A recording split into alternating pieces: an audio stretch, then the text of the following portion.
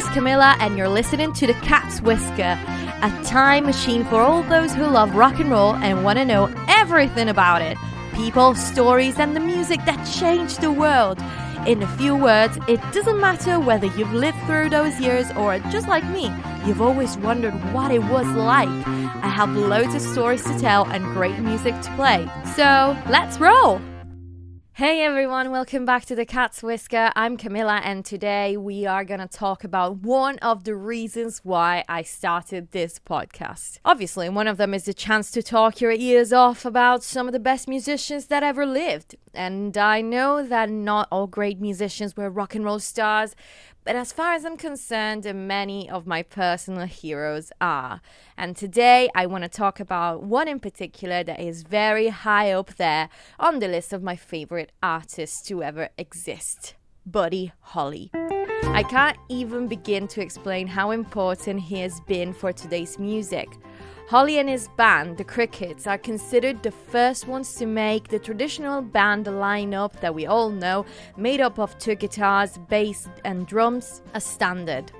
His musicianship and the fact that he was between the first to actually write and perform his own music were also a very important source of inspiration for many rising acts, like the Quarrymen, who recorded Buddy Holly's That'll Be the Day during their very first recording session before becoming the Beatles as an homage to the Crickets. And even if his talent and influence are undeniable, some might say that he became a legend only because he died young and in tragic circumstances. No, he's always been a legend, and today I'll tell you all about him. But back to the beginning. Charles Haddon Holly, spelled E-Y, was born on the 7th of September 1936 in Lubbock, Texas. His family, of mostly English and Welsh descent with a small percentage of Native American ancestry, was quite big.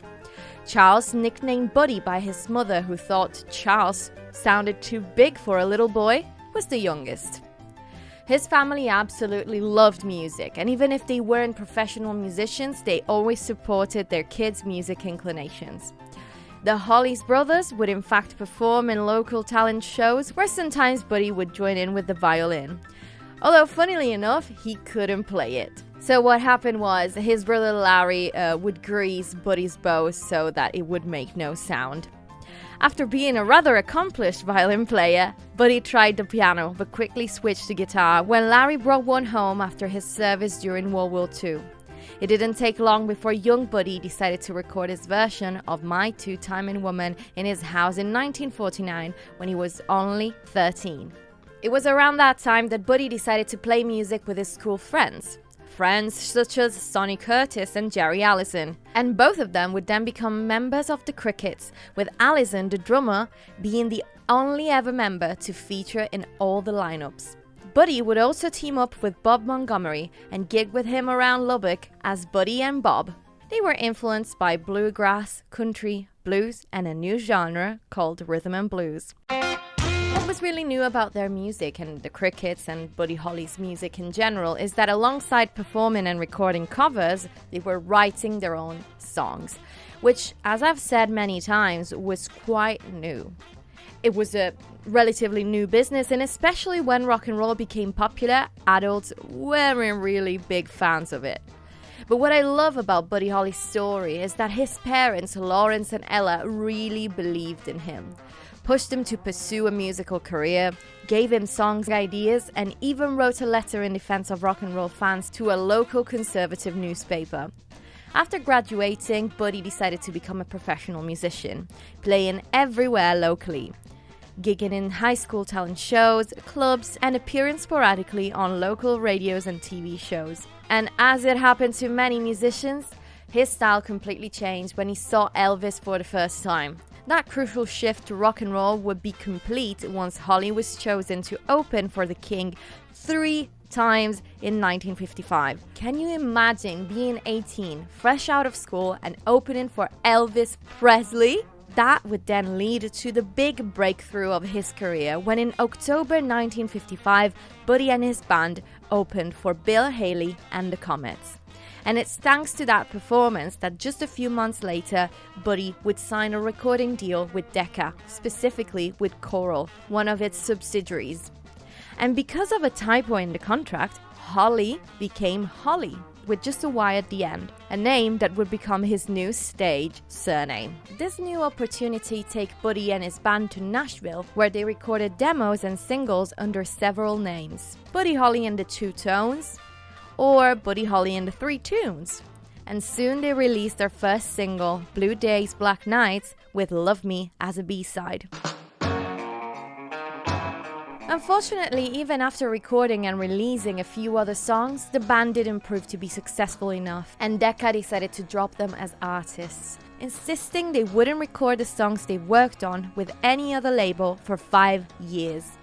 And even if being dropped after barely a year didn't really feel great, Holly was relieved in a way because of the lack of creative control he had while working for Decca. His producer, Owen Bradley, who had worked with many country music stars, always insisted on arrangements that were leaning more towards that genre rather than rock and roll. This would then motivate Buddy to find someone like-minded, able to produce his songs respecting his vision. He would then find his match in Norman Petty, who would become both his producer and manager. The band now was starting to shape up in a more definitive way. After several changes in the lineup, Buddy Holly on lead guitars and vocals, loyal drummer Jerry Allison, bassist Joe B. Molden, and rhythm guitarist Nicky Sullivan became the Crickets. Officially creating a band allowed them to avoid the strict rules imposed by Decca and record the same songs they had recorded before, just a version that they really liked. That's the case of the incredible song That'll Be the Day. So let's talk about it. First of all, it was written by Jerry Allison and Buddy Holly in 1956. They called it That'll Be the Day because that's one of the lines that John Wayne says the most in the Western film The Searchers, which I guess inspired someone else as well. Since when they wrote it, they were still Decca artists, their first recording of the song was a bit slower and more leaning towards country. But Decca never released it because the band wasn't really successful in the charts. When the Crickets recorded it again, though, it was clear that the song was going to be one of the cornerstones of rock and roll. Buddy Holly was now on lead guitar, playing an intro that is now legendary on his Fender Stratocaster, a revolutionary solid body guitar that must have looked like a spaceship in those years. In 1957, That'll Be the Day and its B-side, I'm Looking for Someone to Love, was released under the name The Crickets. It quickly became number one both on the Billboard Top 100 and in the UK charts. Thanks to its success, Decca decided to release the first version of the song later that year. So, basically there were two versions of the same song around. One by Buddy Holly and the Three Tunes, released by Coral, and another one by the Crickets under a New York-based label called Brunswick, which funnily enough belonged to Decca as well. Needless to say, when Petty and Holly discovered this little fact, they were both quite relieved. So now Buddy Holly was signed to two different labels at the same time, with Coral as Buddy Holly and with Brunswick with the Crickets, and was topping the charts with two versions of the exact same song. After That'll Be the Day, the Crickets started appearing everywhere, on radio and TV shows and big prestigious venues such as the New York Apollo Theatre, where they played for a very skeptical black audience that immediately loved them though when they started playing Bo Diddley. That same 1957, they appeared on American Bandstand with Dick Clark while they were in New York, where they also became good friends with the Everly Brothers. The Crickets then, under the name Buddy Holly, released another single for Coral, Peggy Sue, and its flip side, Every Day. A very interesting song, musically speaking. Buddy Holly is playing an acoustic guitar and Joe Molding is on stand-up bass. But what's particularly unconventional is that in order to keep the soft tone of the song, a celesta was added. Quite an unusual instrument for rock and roll, and since drums would have probably covered its sound, drummer Jerry Allison kept the beat just by slapping his knees. Norman Petty's idea of having the same people released under different names was actually quite clever, I'm not gonna lie.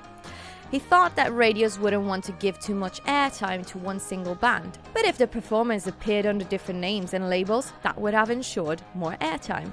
A month later, in November 1957, their debut album, The Chirping Crickets, was ready to be released. It was a big success and contained songs that are not afraid to define masterpieces.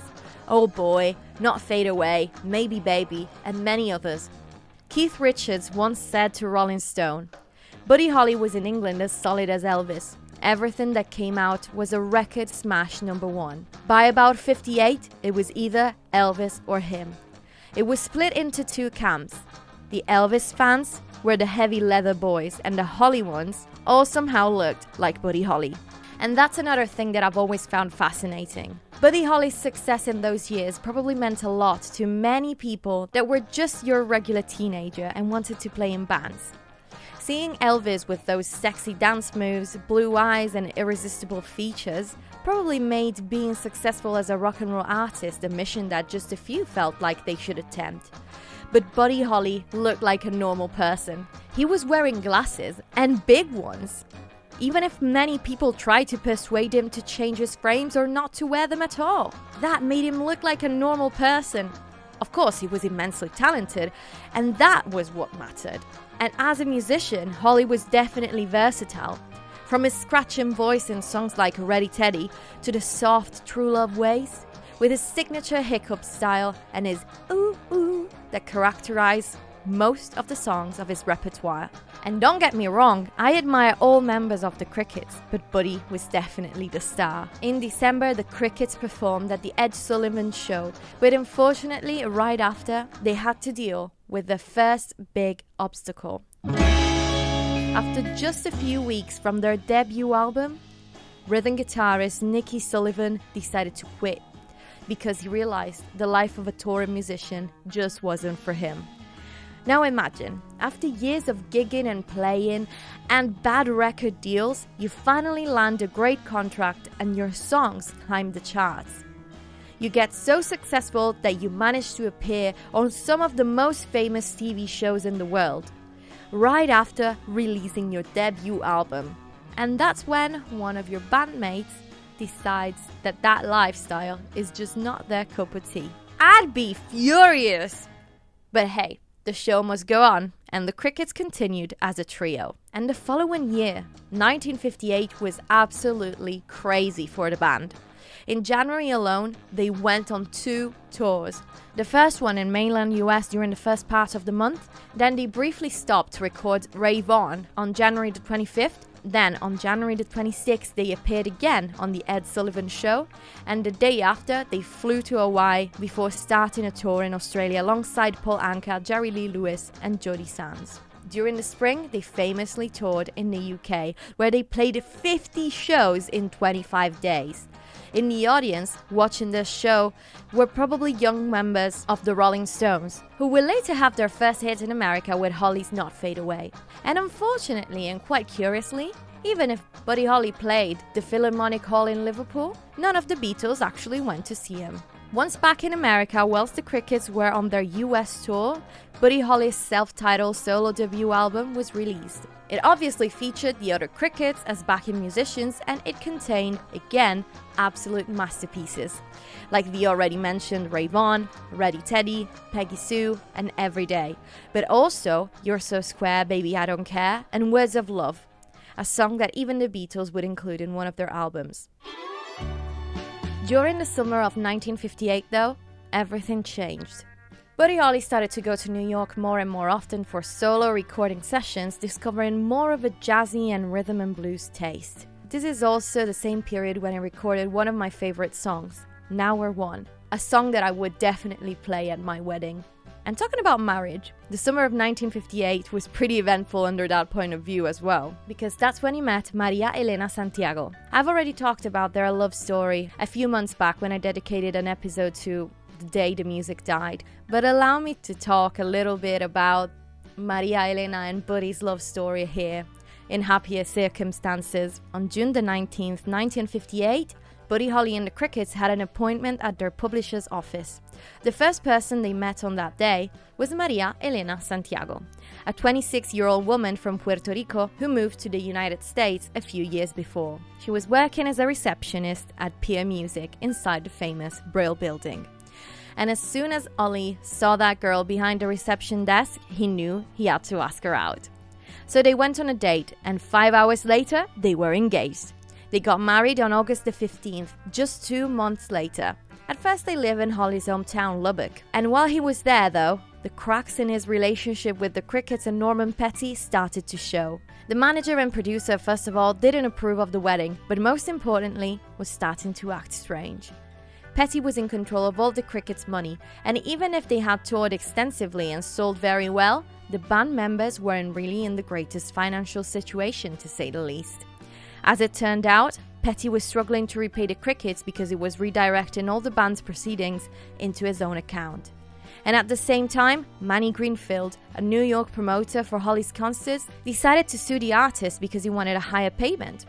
Payment that Holly wasn't able or willing to provide since Petty had created this absurd situation. And that led to an amicable split between Holly and the Crickets in October 1958.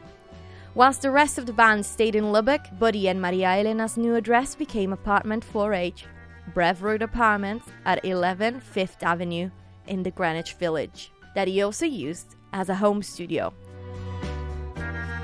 New York definitely energized Holly, who now wanted to create his own label and record new music.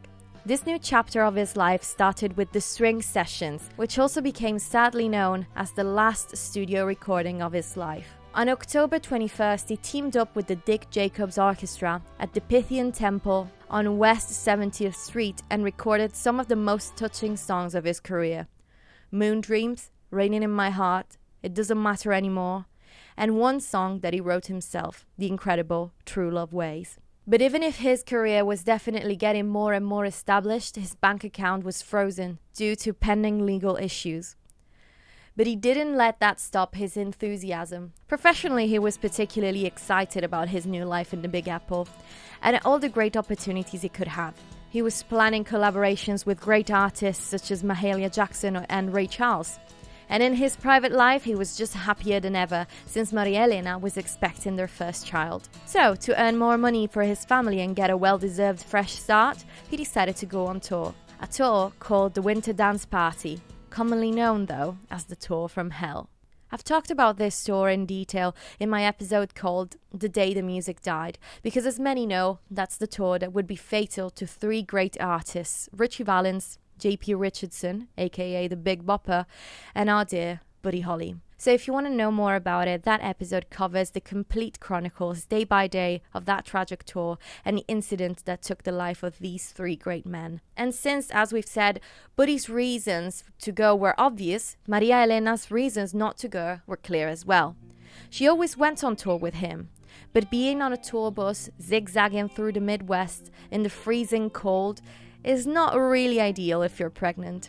And actually, it's not ideal in general, because in fact the headliners Buddy Holly, Ritchie Valens, Dion and the Bellmans and the Big Bopper had to literally sleep on luggage racks while the heating in the van stopped working every 2 days. The route the tour was following didn't make any sense. The acts had to travel up and down the Midwest for a month without even a day off, and oftentimes they would even arrive late to the venue because the old yellow bus they were using was completely unreliable. And that's why, out of exhaustion, frustration and even hunger, on February 2nd, 1959, Buddy Holly suggested chartering a plane. That would have taken them from Iowa to the next leg of the tour in Minnesota in just a few hours. That way they could finally sleep a little, have a nice meal and do some laundry. And on that night as well, February 2nd, 1959, the Surfs Ballroom in Clear Lake, Iowa would witness their last concert. After playing, Valens, Richardson and Holly quickly got to the airport and boarded a plane. The weather conditions were terrible. The pilot, Roger Peterson, was not qualified to fly during the nighttime where you can only rely on instruments, and the plane he was assigned that day was a model he had never flown. The flight departed at around midnight, lasted less than 5 minutes. The low clouds and the new gyroscope made it impossible for Peterson to understand where he was going. And while he thought the plane was gaining altitude, he was inevitably flying towards the ground at a very high speed. The wreckage was found the morning after in a field, not far from the airport. The 4 people on board, lying in the snow. And what's even more tragic is that the media picked up the story before the authorities had the time to inform the families about the incident. Maria Elena Holly switched on the television that morning and learned about the death of her husband from a newscaster. She often admitted that she actually blames herself for what happened because she knew that if only she had been traveling with him, he would have never got on that plane. I can't even imagine how horrible it must have been. They got married only 6 months before, and now he was just gone. As a result of the trauma she had suffered, she miscarried the following day. Even the other acts on tour with them who took the bus to Minnesota discovered what had happened through the news. And what's even sadder is that they had to play that night and continue the tour. Imagine having to be cheerful and make everyone dance when the only thing you want to do is probably either punch a wall or sit in your room and cry over the death of your friends and colleagues. February the 3rd, 1959 has been described in Don McLean's American Pie as the day the music died, and many consider it a pivotal moment for rock and roll. The end of the first and authentic rock and roll era that also coincided with the start of an eventful decade for the United States. The Cuban Missile Crisis, the Kennedy assassination, Vietnam. The day the music died was just the start of an era that would slowly attack a nation's innocence. After Holly's death, several of his new songs were released and the Crickets kept playing and recording songs. They backed the Everly Brothers in 1960, topped the charts in the UK in 1962 with Don't Ever Change, a song written by Carole King and Gerry Goffin, and continued their collaboration with several notable musicians for years. To keep Buddy's legacy alive, Maria Elena Holly has opened the Buddy Holly Educational Foundation, a charitable institution that provides musical education to young musicians from all backgrounds. As I was saying at the beginning, it's impossible to sum up how much Buddy Holly meant to music, or simply to us, rock and roll lovers. He simply was a pioneer. He didn't look like a rock star. And yet, this is one of his biggest strengths, because you don't need to look like a rock star to be a rock star. And that is what representation is all about. He was showing the world that you can be cool as fuck, even without being Elvis. And I know I've always been partial to Buddy Holly. Sorry, Elvis fans. But I think it's incredible that this guy, who was famous for literally 2 years, managed to change rock and roll and influence so many artists. And no, I don't think he's a legend only because he died young and in a tragic way. He was, like John Lennon will be later on, a legend all the way through.